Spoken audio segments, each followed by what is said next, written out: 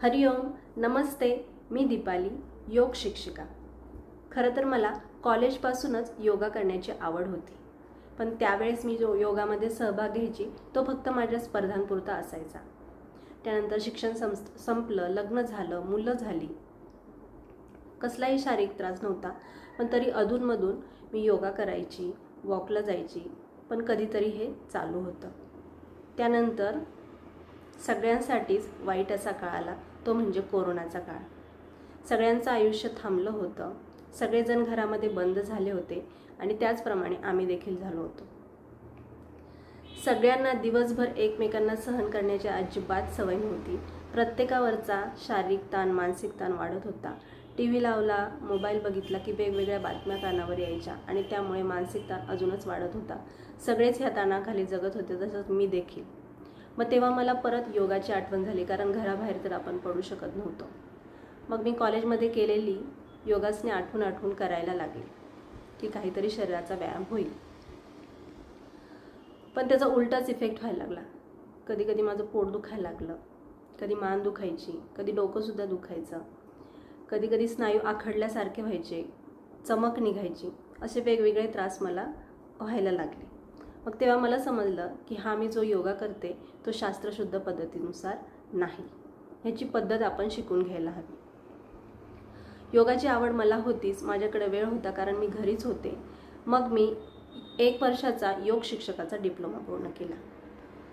Diploma पूर्ण करत असताना वेगवेगळं प्रॅक्टिकल नॉलेज, थेरॉटिकल नॉलेज आम्हाला भेटलं.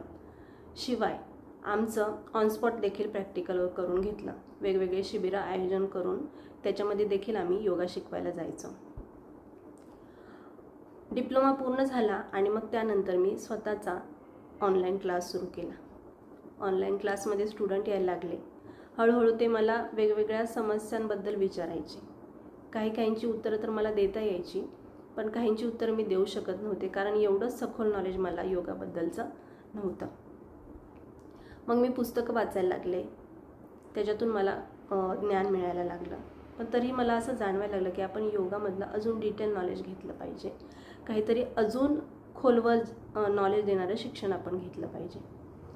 मग आपल्या भारतामध्ये YCBच्या लेवल घेतल्या जातात, योगा सर्टिफिकेशन बोर्डच्या, आणि माझा योग शिक्षकाचा डिप्लोमा आधीच झालेला होता. त्याच्यामुळे मी त्याची 6वी लेवल पूर्ण केली. 6वी लेवल जी असिस्टंट थेरपिस्टची आहे.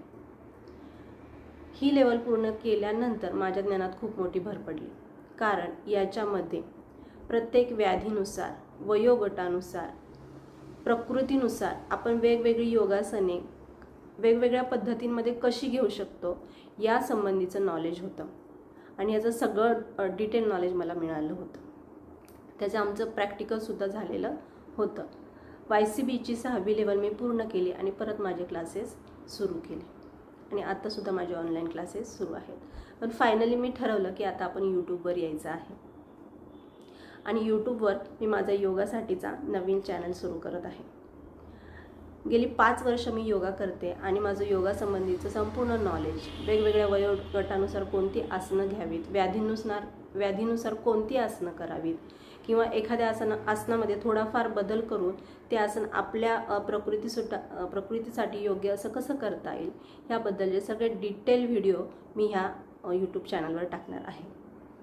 त्याचप्रमाणे आहाराविषयी मला जी माहिती आहे त्याबद्दल देखील व्हिडिओ तयार करून यूट्यूब चॅनलवर टाकणार आहे.